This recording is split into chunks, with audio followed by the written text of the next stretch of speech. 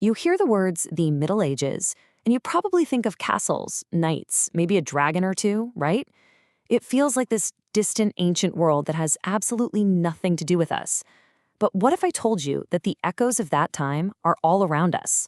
That the conflicts, the ideas, and yeah, even the inventions from way back then actually built the foundation of the world you're living in right now. So that's the big question for us today. How can an era that wrapped up more than 500 years ago still be pulling the strings in your life? It's a way bigger deal than you might think. So let's dig into the incredible story of how one world collapsed and how ours began to take its place. You see, the old medieval world didn't just quietly fade away. Oh no, it was shattered by a series of massive, world-changing crises. And the first major crack in that old foundation was a war, a conflict that would drag on for over 100 years. We call it the Hundred Years' War, but get this, it actually lasted for 116 years. It was this long, brutal grind of intense battles and temporary truces between the two superpowers of the time, England and France. And what kicked off this century plus of chaos? Well, it came down to a surprisingly simple but incredibly gutsy claim. The King of England, Edward III, basically stood up and said, "Hey, I'm not just the King of England, I'm the rightful King of France too." Now you can imagine, France, the most powerful kingdom in Europe at the time, was not about to just let that slide. So this war pitted two totally different ways of fighting against each other. On one side, you had the French knights. I mean, these guys were the symbol of the Middle Ages, walking tanks in heavy armor, all about tradition and brute force. And on the other side, the English archer, lighter, quicker, and armed with a piece of technology that was a total game changer, the longbow. And this clash of old versus new really came to a head at the famous Battle of Agincourt. You've got this massive French army, super confident in their armored knights, charging across a muddy field at a much smaller English force. And the result? It was an absolute slaughter. The sky just filled with arrows, and the pride of French chivalry was cut down. Technology had just proven that the age of the knight was coming to a very bloody end. But this war did more than just change how battles were fought. It changed why people fought. For maybe the first time, soldiers weren't just fighting for their local lord or for a bit of loot. They were starting to fight for something bigger, for an idea, for a country, for France, for England. This powerful new concept we call nationalism was being forged in the fire of this war. And if you want a perfect symbol of this new national spirit, you don't have to look any further than the unbelievable story of one person, a teenage peasant girl who would become an absolute legend. Her name was Joan of Arc. Now let's just pause for a second to realize how completely improbable her story is. Joan was born to a poor farming family. She couldn't read or write. She had zero military training. She just lived this simple, hard life in the middle of this devastating war with England. Then, when she's just 17, this girl from a tiny, forgotten village announces that she has a mission, directly from God, to kick the English out of France and get the true French heir crowned as king. I mean, it's an absolutely wild claim. She should have been laughed out of the room or worse. But here's the thing, it worked. Incredibly, she convinced the French court to give her soldiers. She then led them to a stunning victory, breaking a key English siege at the town of Orléans. That one battle totally changed the momentum of the war and led right to the French king's coronation. Her story ends tragically, though. She was captured, put on a sham trial by her enemies, and executed.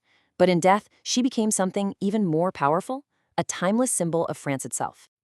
As terrible as that war was, something even worse, an even bigger crisis, was happening at the exact same time. It was a catastrophe on a scale that's almost impossible for us to wrap our heads around today. A biological storm that would kill an unbelievable number of people. Listen to these words from a man named Henry Knighton, who was writing in England back in 1348. This gives you a chilling, firsthand look into the pure terror of the Black Death. This wasn't some long, drawn-out sickness. It was a sudden, vicious killer that could take you in a day, sometimes just in a few hours. And the scale? It was apocalyptic. Seriously, just imagine looking around you right now, wherever you are, and 1 out of every 3 people you see just vanishes. That was the reality. The plague wiped out at least a third of the entire population of Europe. And here's the thing, it didn't discriminate. In the medieval world, your birth determined your entire life.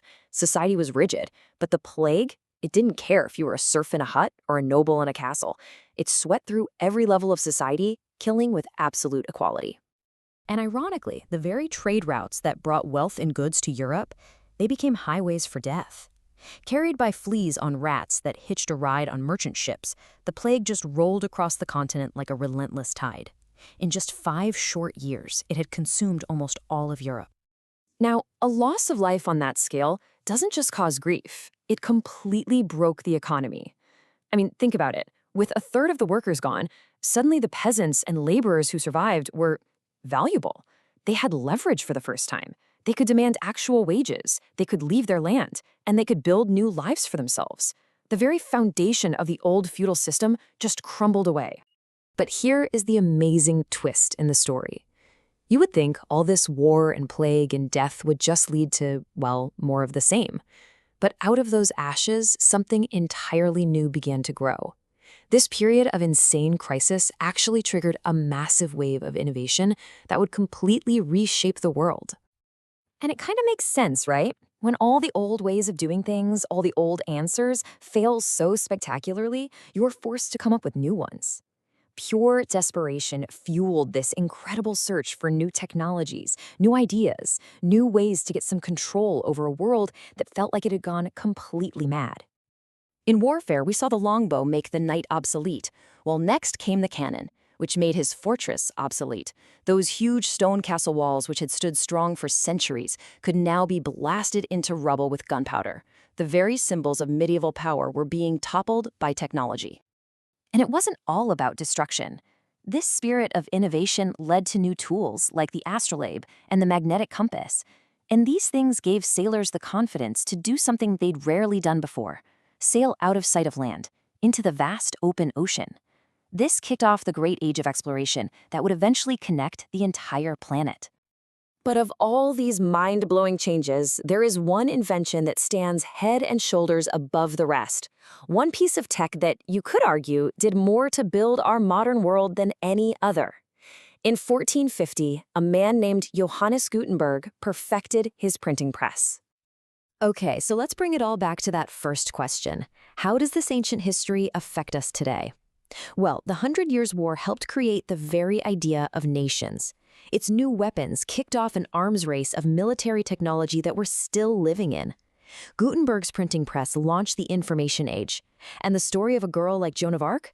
It gave us the powerful, revolutionary idea that a single person, no matter where they come from, can actually change the world. So maybe the biggest lesson from the end of the Middle Ages is this: times of great crisis are also times of great change and innovation, which leaves us with a pretty big question to think about, doesn't it? As we look at the challenges we're facing today, what new world is being forged for tomorrow, right now, in the middle of our own crises?